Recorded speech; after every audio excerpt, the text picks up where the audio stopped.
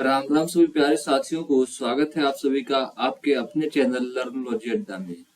जैसा कि आप सभी को पता है, हम डेली शाम को 5 बजे रट्टा मार्च लेकर आते हैं, जिसमें हम यूपी स्पेशल के प्रश्नों को देखते हैं। इससे पहले हमने पंचायती राज व्यवस्था के प्रश्नों को देखा था और यूपी स्पेशल के बाद हम देखेंगे कंप्यूटर के प्रश्नों को।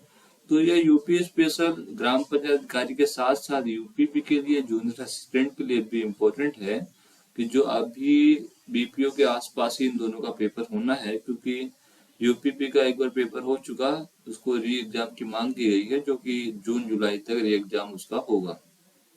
तो सबके लिए यूपी स्पेशल उतना ही इम्पोर्टेंट है। अगर आपने पंचायती राज व्यवस्था की वीडियो नहीं देखी है तो प्लेलिस्ट में जाकर देख सकते हैं, सारी विधिवत रूप से वीडियो बनाई हुई है।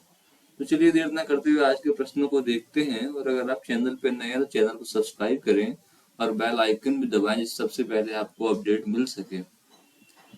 और अगर आपको इन सब का पीडीएफ चाहिए तो आप हमारे चैनल टेलीग्राम चैनल है या डिस्क्रिप्शन में हमारे इंस्टाग्राम का चैनल का भी लिंक दिया हुआ है, उस पर जाकर आप जुड़ सकते हैं और वहां पर मैसेज कर सकते हैं, आपको हम पीडीएफ फ्री में प्रोवाइड करा देंगे। तो चलिए देर न करते हुए आज के पहले प्रश्न को देखते हैं, जो आपके सामने खुल चुका है। अशोक स्तंभ में उत्कीर्ण किए हुए शेर का मुख, जिसे भारत सरकार द्वारा राष्ट्रीय प्रतीक के रूप में अपनाया गया है, वह कहाँ के संग्रहालय में संरक्षित है? आपने देखा होगा, अशोक स्तंभ देखा होगा, उसमें 4 शेर होते हैं, तो एक 3 शेरों का मुंह आपको दिखता है। तो वह जो है शेर है वो कहाँ पर, अशोक स्तंभ कहाँ पर है, किस संग्रहालय में संरक्षित है? ऑप्शन हमारे पास कुशीनगर, सारनाथ, कन्नौज और लुम्बिनी। जिसका सही जवाब है, अगर आप गौतम बुद्ध को थोड़ा भी पढ़ा हो पहले एग्जाम की दृष्टि से, आप कभी वैसे भी पढ़ा हो, तो आपको पता होंगे ये सारनाथ हो गया, लुम्बिनी हो गया, कुशीनगर हो गया, ये सब स्थान गौतम बुद्ध से जुड़े हुए हैं। तो सारनाथ में इन्होंने पहला उपदेश दिया था और सारनाथ में ही म्यूजियम भी है गौतम बुद्ध का। आप सारनाथ कभी जाएं बनारस में तो वहां जाकर देखें, तो वहीं से अशोक स्तंभ लिया गया है और संग्रहालय म्यूजियम है, वहीं पर अशोक स्तंभ रखा भी हुआ है। तो जो हमारा बी ऑप्शन है सारनाथ, यह बिल्कुल सही है और यही अशोक स्तंभ हमारे भारत का राष्ट्रीय प्रतीक भी है। बढ़ते हैं अगले प्रश्न की ओर। अगला प्रश्न है, चंदेल शासन के दौरान उत्तर प्रदेश का निम्नलिखित में से कौन सा क्षेत्र जिजाक भुक्ति या जय होटी के नाम से जाना जाता था?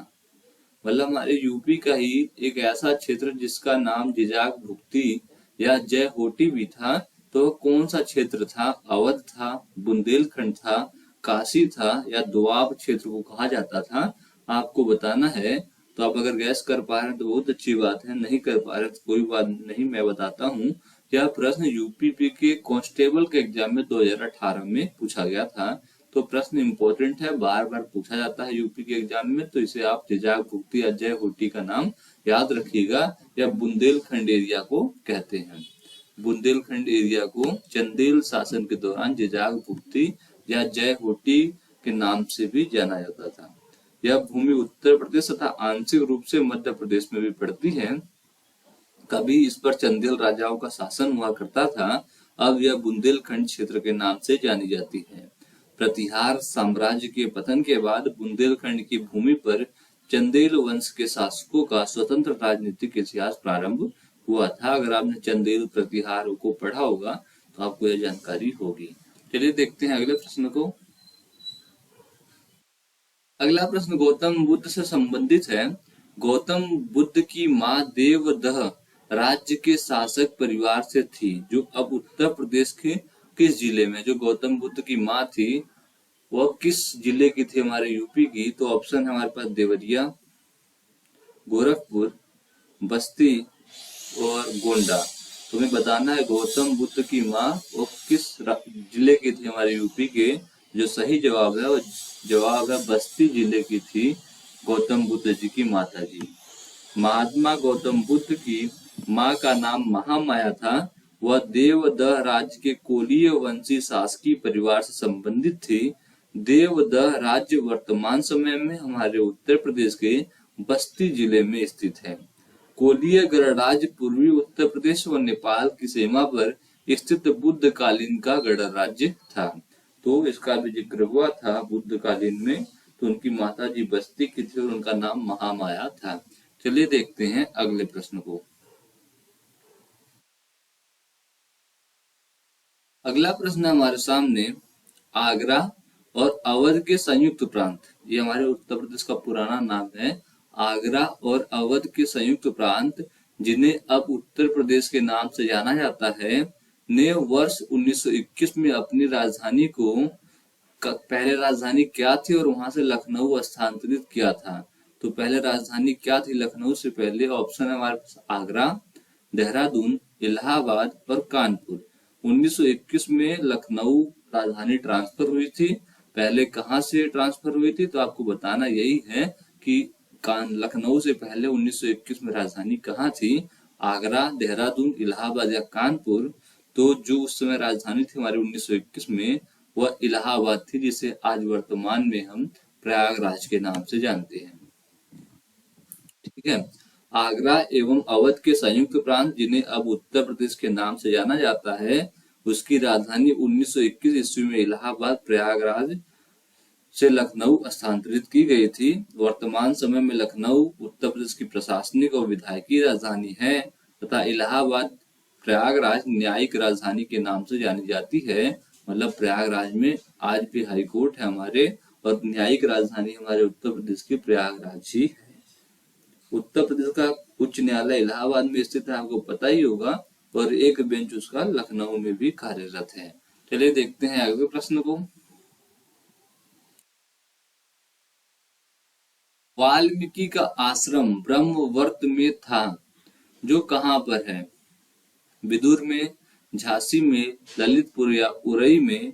तो इसका जो सही जवाब है वह आपको पता होगा। अगर आपने पिछले प्रैक्टिस सेट देखे हैं तो यह प्रश्न यूपी के एग्जाम में काफी बार पूछा गया है। तो इसलिए इसका जो सही जवाब है, कानपुर से आप थोड़ी बिठूर के क्षेत्र में जाएंगे, गंगा किनारे एक बिठूर क्षेत्र पड़ता है, वहां पर ही वाल्मीकि जी का, जो महर्षि वाल्मीकि जिन्होंने रामायण की रचयिता के रूप में जाना जाता है, उनका जो आश्रम था ब्रह्मवर्त, वह बिठूर में था। चलिए देखते हैं अगले प्रश्न को।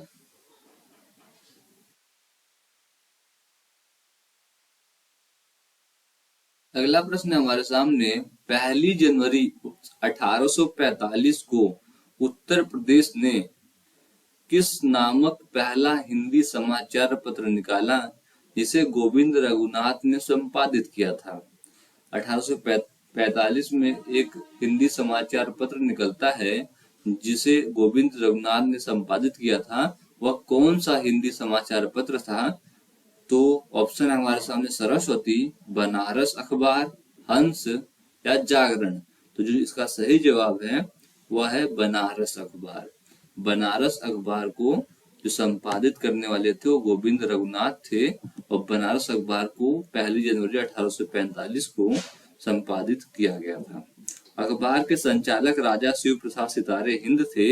हिंदी का प्रथम समाचार पत्र उदंड मार्तंड था, जिसका प्रकाशन 30 मई 1826 को कलकत्ता में शुरू हुआ था। कब हुआ था? 30 मई 1826 को पहला था। कौन सा था? उदंत मार्तंड था। इसके बाद 1845 में कौन सा आता है? बनारस अखबार आता है। ले देखते हैं अगले प्रश्न को। और आपको पता होना चाहिए 30 मई को हिंदी पत्रकारिता दिवस के रूप में मनाया जाता है। 30 मई को हिंदी पत्रकारिता दिवस के रूप में मनाया जाता है, क्योंकि उदंत मार्तंड जो था उसकी शुरुआत डेट थी 30 मई 1826। इसीलिए 30 मई को हिंदी पत्रकारिता दिवस के रूप में भी मनाया जाता है। देखते हैं अगले प्रश्न को। अगला प्रश्न है, भेड़ कुंड जहां अर्जुन ने द्रौपदी से शादी करने के लिए मछली को निशाना बनाया था, वह उत्तर प्रदेश के किस जिले में है? आपको कहानी पता ही होगी। अर्जुन ने द्रौपदी से शादी करने के लिए मछली के आंख में निशाना मारा था। तो जो ये निशानेबाजी हुई थी, जहां पर यह स्वयंवर हुआ था, वह उत्तर प्रदेश के किस जिले में हुआ था? ऑप्शन है इटावा, फिरोजाबाद, फर्रुखाबाद और बाराबंकी। जो इसका सही जवाब है भेड़ कुंड, जहां अर्जुन ने पांचाल नरेश द्रुपद की पुत्री द्रौपदी से शादी करने के लिए मछली की आग को निशाना बनाया था वो हमारे उत्तर प्रदेश के फर्रुखाबाद जिले में है। तो हमने जब महाजनपद पढ़ा था हमने तो देखा था उसमें एक पंचाल महाजनपद था, उसका क्षेत्र हमने बताया भी था, फर्रुखा बरेली के पीलीभीत के आसपास के क्षेत्र को पंचाल कहा जाता था। चलिए देखते हैं अब अगले प्रश्न को।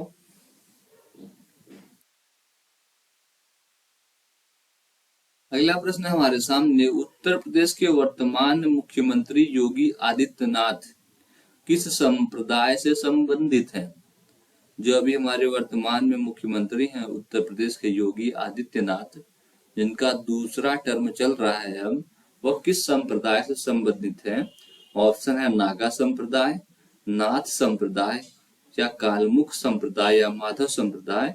तो जो यह इनका संप्रदाय है, जो यह गोरखनाथ पीठ है, गोरखनाथ, नाथ संप्रदाय से इन लोगों का संबंध है। महंत अवैधनाथ, गोरखनाथ, आदित्यनाथ, नाथ संप्रदाय से इनका संबंध है। योगी आदित्यनाथ जी का जो मूल नाम है वो अजय सिंह बिष्ट है। इनका जन्म 5 जून 1972 को उत्तराखंड के पौड़ी गढ़वाल जिले में हुआ था। ये गोरखपुर के प्रसिद्ध गोरखनाथ मंदिर के महंत एवं राजनेता हैं एवं वर्तमान में उत्तर प्रदेश के 21वें मुख्यमंत्री हैं। ये हिंदू युवाओं के सामाजिक, सांस्कृतिक और राष्ट्रवादी समूह हिंदू वाहिनी के संस्थापक भी हैं। इनका संबंध जो है मैंने पहले ही बताया आपको, नाथ संप्रदाय से है। चलिए देखते हैं अब अगले प्रश्न को। अगला प्रश्न हमारे सामने है, सूफी कवि अमीर खुसरो का जन्म उत्तर प्रदेश के किस जिले में हुआ था?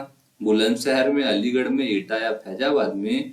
तो आपने अमीर खुसरो का नाम तो सुना ही होगा। तो अमीर खुसरो का जन्म किस जिले में हुआ था? आपको पता होना चाहिए। अमीर खुसरो का जन्म 1253 ईस्वी में उत्तर प्रदेश के एटा जिले में हुआ था। कब हुआ था?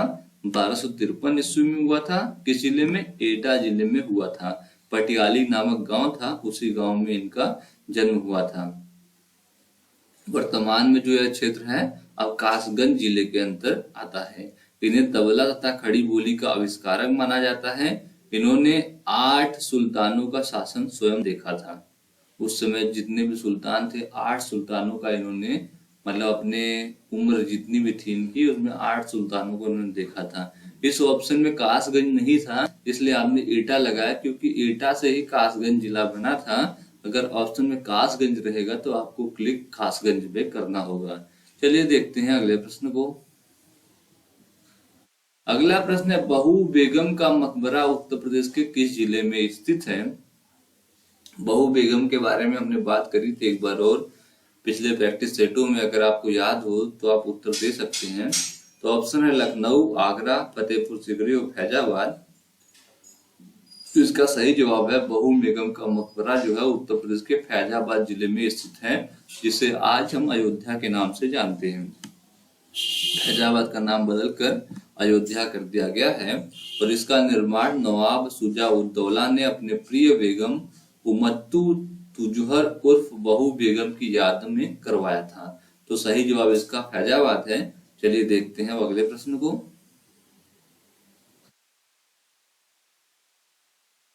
अगला प्रश्न है हमारे सामने, उत्तर प्रदेश के निम्नलिखित में से किस जिले को नवाबों का शहर भी कहा जाता है? यह प्रश्न आपके लिए हलवा है, इजी प्रश्न है। कोई भी एग्जाम हो, पीसीएस का एग्जाम हो, आईएएस का एग्जाम हो, यूपी पुलिस का एग्जाम हो, ग्राम पंचायत अधिकारी का एग्जाम हो, किसी भी एग्जाम में अगर 10 प्रश्न पूछे जाते हैं तो उसमें से 4 प्रश्न तो आपसे सरल पूछे जाते हैं, 4 प्रश्न आपसे मीडियम क्वालिटी के पूछे जाएंगे, मतलब मीडियम हार्ड नहीं होगा, वो मीडियम लेवल का होगा, और 2 प्रश्न ही आपसे हार्ड पूछे जाते हैं। इनको बच्चों को 2 प्रश्न वो छोड़ना होता है, लेकिन बच्चे वो 2 प्रश्न भी करते हैं, इसलिए अपने माइनस मार्किंग भी करवाते हैं। तो 2 प्रश्न छोड़ने के लिए होता है, 8 प्रश्न करने के लिए होता है। तो उसी प्रकार से प्रश्न है, नवाबों का शहर किसे कहा जाता है? तो आपको कमेंट करके इसका आंसर देना है। मैं नहीं बता रहा है इसका आंसर, आपको देना है। नवाबों का शहर किसे कहा जाता है और क्यों कहा जाता है, और जो भी चीज उस जिले के बारे में आप जान रहे होंगे आपको बताना होगा। यह प्रश्न यूपीएसआई के 2021 वाले पेपर में पूछा गया था। ठीक है, चलिए देखते हैं अगले प्रश्न को।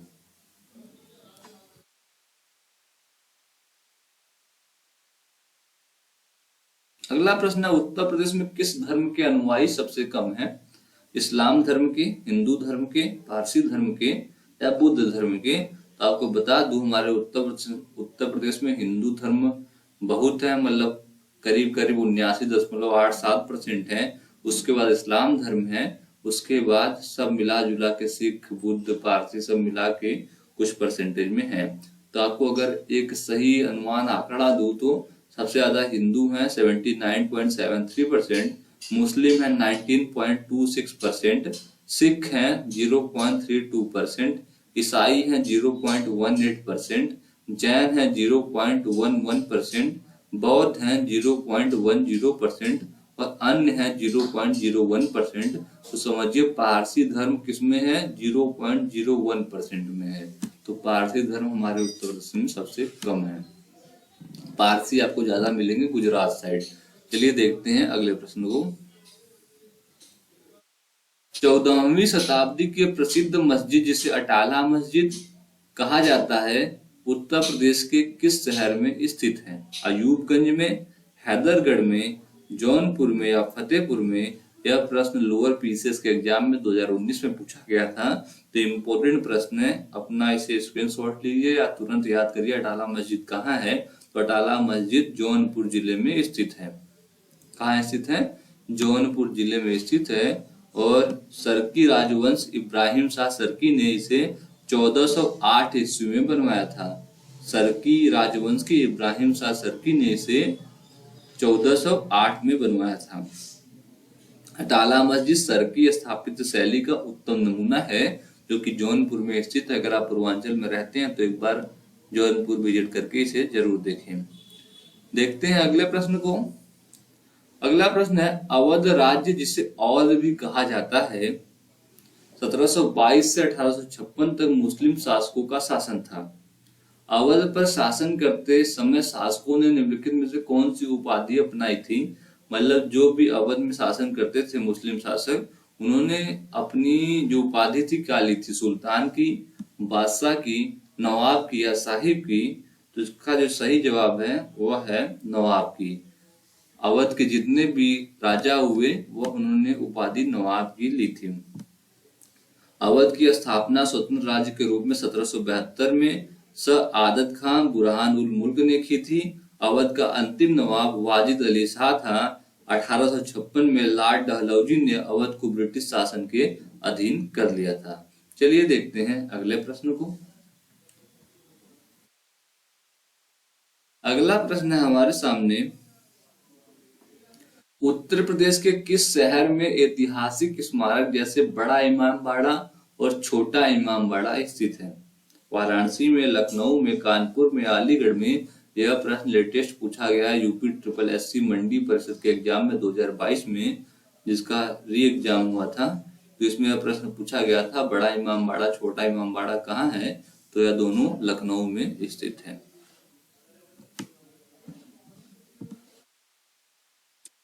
बड़ा इमामबाड़ा को, छोटा इमामबाड़ा को भूल भुलैया भी कहा जाता है और इसे आसफ उद्दौला ने बनवाया था। चलिए देखते हैं अगले प्रश्न को।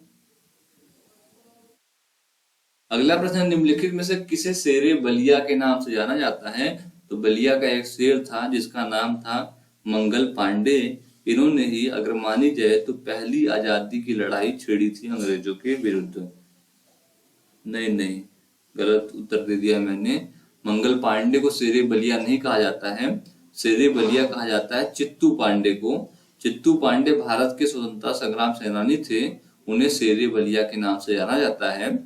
उन्होंने वर्ष 1942 में बलिया में भारत छोड़ो आंदोलन में महत्वपूर्ण भूमिका निभाई थी। 10 अगस्त 1942 को बलिया में स्थापित अस्थायी सरकार का नेतृत्व भी किया था। इसका सही जवाब चित्तू पांडे है। लेकिन मंगल पांडे जिसका मैंने नाम लिया, इन्होंने पहली आजादी की पहली लड़ाई किसी ने शुरू की थी तो मंगल पांडे ने अंग्रेजों के विरुद्ध की थी, जो कि 34वीं नेटिव इन्फेंट्री के एक सिपाही थे।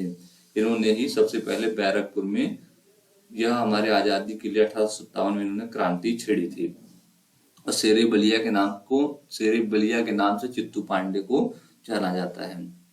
देखते हैं अगले प्रश्न को। अगला प्रश्न है हमारे सामने, अवध की रियासत से उस प्रसिद्ध योद्धा बेगम का नाम क्या है जिन्होंने 1857 के विद्रोह में अंग्रेजों के साथ होने वाली लड़ाई में भाग लिया था? बेगम हजरत महल, बेगम रजिया सुल्तान, बेगम जहां आरा या बेगम मेहरुन्निसा? तो इसका सही जवाब है बेगम हजरत महल। लखनऊ अवध में 1857 विद्रोह का प्रारंभ 4 जून 1857 को हुआ था। उस समय अवध की रियासत की प्रसिद्ध योद्धा बेगम हजरत महल थी। उन्होंने अपने अल्पवयस्क बेटे बिरजिस कादिर को नवाब घोषित कर प्रशासन को खुद संभाल लिया और समांतर सरकार की स्थापना की। अंत में सितंबर 1858 को कैंपबेल ने गोरखा रेजिमेंट की सहायता से लखनऊ पर पुनः अधिकार कर लिया था। तो बेगम हजरत महल ने ही अवध प्रांत के लिए अंग्रेजों के विरुद्ध लड़ाई छिड़ी थी। चलिए देखते हैं अगले प्रश्न को। अगला प्रश्न है, परमहंस योगानंद गिरी जिन्होंने पश्चिम को योग के ज्ञान से परिचित किया, का जन्म कहाँ हुआ था? प्रयागराज में, वाराणसी में, गोरखपुर में या कुशीनगर में? तो परमहंस श्री योगानंद गिरी का जन्म गोरखपुर में हुआ था। 5 जनवरी 1893 को गोरखपुर में इनका जन्म हुआ था। बढ़ते हैं अगले प्रश्न की ओर।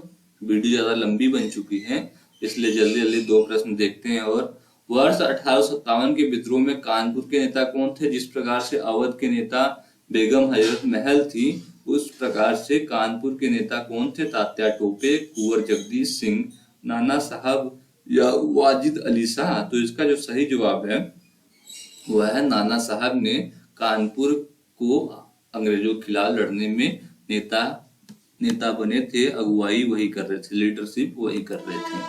चलिए देखते हैं अगले प्रश्न को। इसके अलावा आपको बता दूं, रानी लक्ष्मीबाई झांसी की लीडरशिप कर रहे थे, कुंवर सिंह बिहार से कर रहे थे, बहादुर शाह जफर जो थे वो दिल्ली से कर रहे थे, और नाना साहब आपको बताया मैंने कानपुर से, और बेगम हजरत महल लखनऊ से लीडरशिप कर रही थी अंग्रेजों के खिलाफ। चलिए देखते हैं आज के आखिरी प्रश्न को। आखिरी, इखलास खान का रोजा मकबरा उत्तर प्रदेश के निम्नलिखित में से किस जिले में स्थित है? मेरठ में, सहारनपुर में, झांसी में या बदायूं में? तो इखलास खान का रोजा मकबरा उत्तर प्रदेश के बदायूं में स्थित है। कहाँ स्थित है? बदायूं में स्थित है। सब भारत के इतिहास, उत्तर प्रदेश के इतिहास से क्वेश्चन पूछे गए हैं सारे उत्तर प्रदेश के परीक्षाओं में। नवाब इखलास खान की बेगम ने अपने शौहर की याद में मकबरे का निर्माण कराया था, जिसे इखलास खां के रोजा के नाम से जाना जाता है। इस मकबरे का निर्माण 1094 हिजरी सन 1690 में कराया गया था। इस मकबरे की लंबाई 152 फुट और चौड़ाई 150 फुट है। यहाँ तक आपने प्रश्न देखे, 20 प्रश्नों को हमने भी देखा, और उम्मीद है कि आपको ये 20 प्रश्न आसानी से याद भी हो गए होंगे। याद हो गए होंगे तो लाइक जरूर करना, वीडियो अच्छी लगी हो तो लाइक जरूर करना। कुछ पूछना या बताना हो तो कमेंट बॉक्स में आप पूछ कर बता सकते हैं। तब तक के लिए आपका बहुत बहुत धन्यवाद दोस्तों। जय हिंद।